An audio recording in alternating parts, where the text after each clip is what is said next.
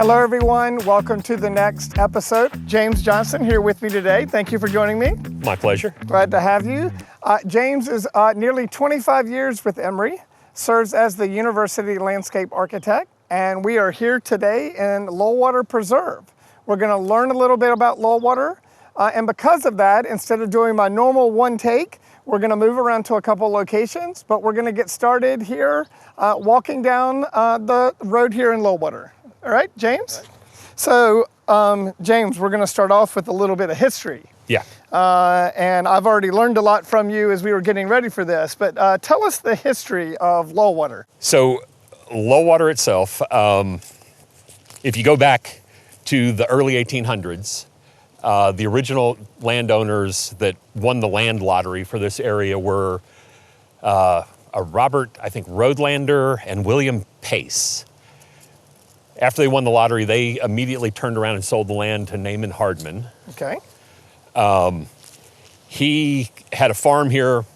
Hardman Cemetery on the Claremont campus is named for his family. There was a meeting house there. That was destroyed during the Civil War. Later, Hardman sold it off to Chapman Powell, who was a pharmacist. I guess that's, okay. He was a doctor, but he ran a pharmacy and sold patent medicines, things like that. Got it. He in turn sold the land to his son, James Oliver Powell. Powell then sells the land to Washington Jackson Houston, who Houston Mill Road is named after, and the Houston Mill House. Eventually, Jackson, I think, got about 600 acres here. He sold part of it off to Henry Carr, which is his house, and Houston Mill House was his house. Got it. He had what is now Hahn Woods.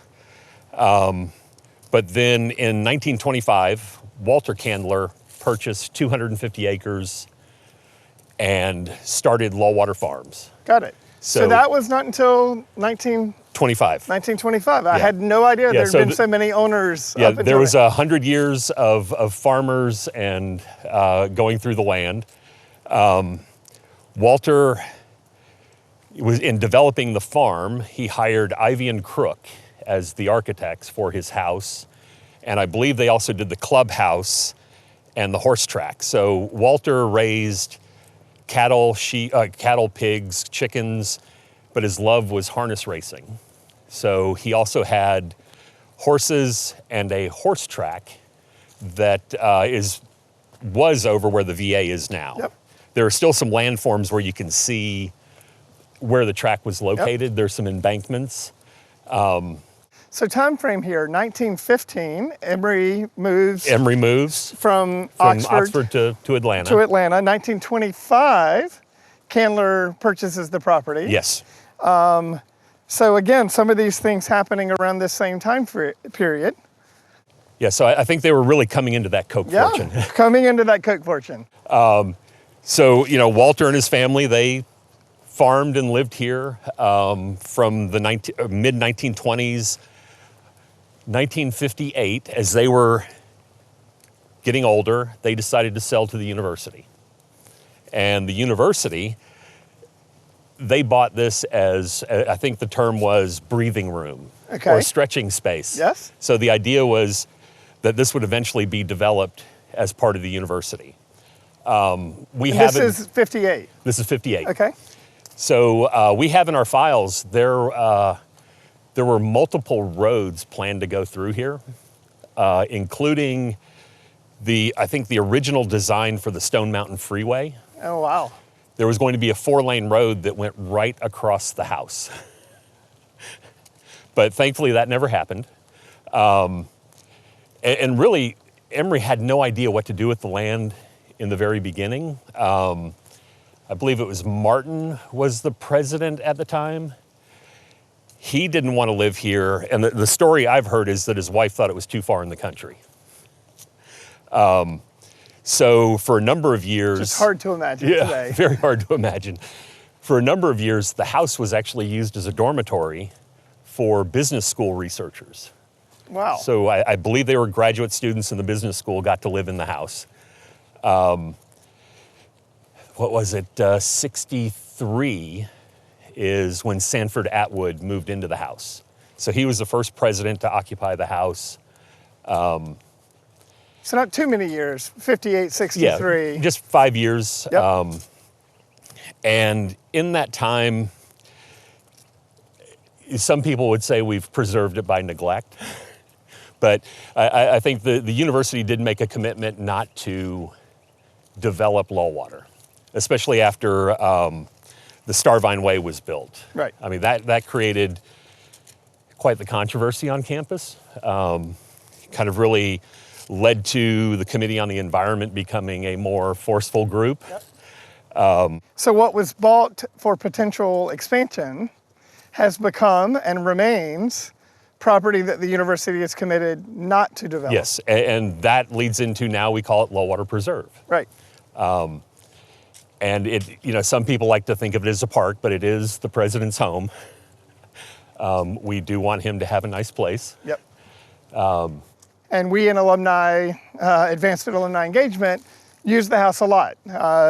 Certainly President and Mrs. Fenves entertained here a great deal and have really utilized the house maybe more than any president, having events on a very regular basis. So we've made it to the house, Lullwater House, yes. But this was actually the Candler Mansion, yes. Right?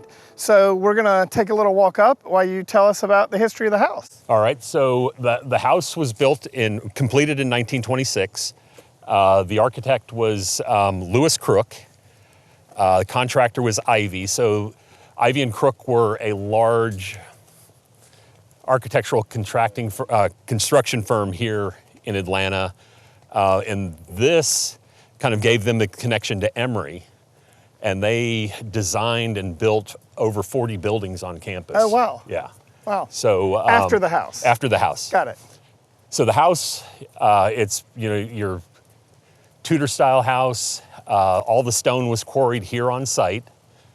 The quarry is actually just down the hill, and the quarry, after the house was completed, became the family swimming pool. It was actually built over a creek, so it was a creek-fed swimming pool. So again, the first president was Sanford Atwood to occupy the house. Yep. We have done very little to the house. It's been re-roofed, I think, one time since we've owned it. Got it. We did do the expansion off the back to add the dining room. For people who haven't been in the house, like many older homes, is a lot of smaller rooms. Yes. Right? Yes. So they're as big as the house looks or grand. After I went in the first time, I thought, where do you put people? But in the early 2000s. In the early 2000s, we added a dining room so that larger events could be held. The stone for that dining room, coincidentally, Children's Healthcare was building their parking deck at the time. We were trying to locate stone, and we realized that the stone coming out of the ground looked amazingly like the house. So we actually purchased that stone, and our contractor cut the stone for the facade. Well, it certainly made the house much more usable. Yes. I've been to many, many events in that room, which now allows you to go from 20, 30 people. Surprisingly, that was about as big as you could get. Yeah. To 70, 80 people. You can do a nice event up there. Yes, you can. In addition, we added a garden in the back. But overall, the house has remained relatively unchanged. Yep. Some minor renovations and repairs. Yeah, people are surprised to hear that. I've known over the years it's pretty much the same house. Now, probably the biggest change was when the pool at the quarry was abandoned, a new pool was built here. I think this was done during President Laney's term. But what was kind of a garage became the cabanas. So we're actually walking on top of the cabanas. Oh, wow. So there are actually changing rooms and restrooms underneath us right here. Swimming pool is just off to your left. The fun thing about the pool is apparently there's a thing with seniors that one of your bucket list items is to swim in the pool before you graduate. And the story I heard from President Wagner was one morning he went out and noticed there were some clothes and an ID. And so he found the ID and decided to call the young lady and tell her where she could pick up her ID. At the president's At the office. president's house. Well, it's incredible to learn about the house. The house is as unique and fun as the property itself. Yes, it's an amazing house. It's beautiful. Incredible. So James, this is a location of the property I've never been to, so tell us about this location. So this is the original quarry for the house. And after the house was completed, they decided to use the quarry and finish it out as a swimming pool. You can see the rock face back here. Yep. With the pipe arches. That's where the diving boards were. You can just make out the edge of the pool. This side was collapsed in and we filled it in years ago. Got it. Also down here, he had a clay tennis court back in the woods. And this is Mr. Candler. Yeah, this is Mr. Candler. Yes. And then he had a network of roads out here. So this road bends around, goes through the woods, and eventually crossed over the creek to the north side where he had pasture land, kept his horses and cows. So original road back here. I didn't realize. Okay, wow. And so then these are the structures? bathhouses. Okay. So the men's and women's bathhouses for changing. Right now, they are just used for grounds maintenance. Yep. So they store equipment in there. That's handy. Yeah. For today. Yeah. It's a little expensive to try to renovate, something that's coming on 100 years old. Absolutely. But that is the bathhouse and quarry and swimming pool. Awesome. Cool little part of the property, which Yeah. I didn't know was back here. So this is the original dam and hydroelectric plant for the house and farms. You can see the tower just across the creek. There originally was a bridge that crossed over the dam. You can find the original images on Gary's history blog. Gary Hawk. Yeah, Gary Hawk's history blog. But again, the hydroelectric plant powered all of the farm and house uses. But the interesting trivia about the tower is Leonard Skinner in the 1970s, while they were recording in Atlanta, had a photo shoot in the tower. Pop culture reference. Pop culture right reference. Yep. For anybody over the age of 40, I think. There you go. But you can look online, and if you see a group picture with rocks behind them, that is where it was shot. That's incredible. And right through the woods, we can see a building. What's back there? That is the VA hospital. The VA hospital, which was originally part of the property. That was originally part of the VA property. hospital back on. Yeah, there's about 20 acres was sold to the General Services Administration for the VA hospital. That's great. But right beyond where the tower is where the harness racing track was. Got it. So the woods you see over there are relatively new growth. And if you are at Lullwater and you walk over to the other side, you can see the landform that just kind of shows you where the track was located. That's great. Thanks for showing us this spot. Sure thing. So James, this is our final stop. I know you said this was 120 acres. How big is Lullwater? 140. 140 acres. I feel like I just walked about 1,000 acres. We walked about 15 minutes to get here. I'm gonna have to get an Uber back to my car. But James, tell us about this final site. So this final site, this is what was formerly the astronomy department last used this for their telescope Before the site. Math and Science building. Before Math and Science was completed. Yep. But prior to that, in the 1960s, Dr. Platt had a nuclear research facility here. Everybody hear that? Say that again. Dr. Platt had the nuclear research facility.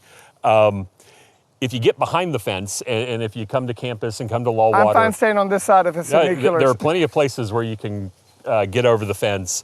But there's this circular landform. And what I've been told is in the center of that, there was a pipe with a radioactive element. And they would put plants near the shaft, and then they would crank the radioactive element up out of the ground, expose the plants, and see what happened to them. But that research, I believe, stopped in the late 70s, and everything was decommissioned by the 80s. So we're completely safe. Completely safe, everyone. You can come over and check this out. For those of you who know the Claremont campus, the road back and forth is right in front of us. So Yes. it's right off that road. Yeah, so Starvine's it's right off Starvine. Right off Starvine. Yep. James, this has been incredible. I've been around Lullwater for 15 plus years. I didn't know half of what I learned today, so you've certainly enlightened me, and I know you have our alumni audience, introducing them to Lullwater in a new way. Hopefully many of them came through as students, but certainly this was absolutely incredible. Thank you for taking the time today. Thank you all for joining us, and we'll look forward to seeing you at the next episode. Thanks so much, everyone.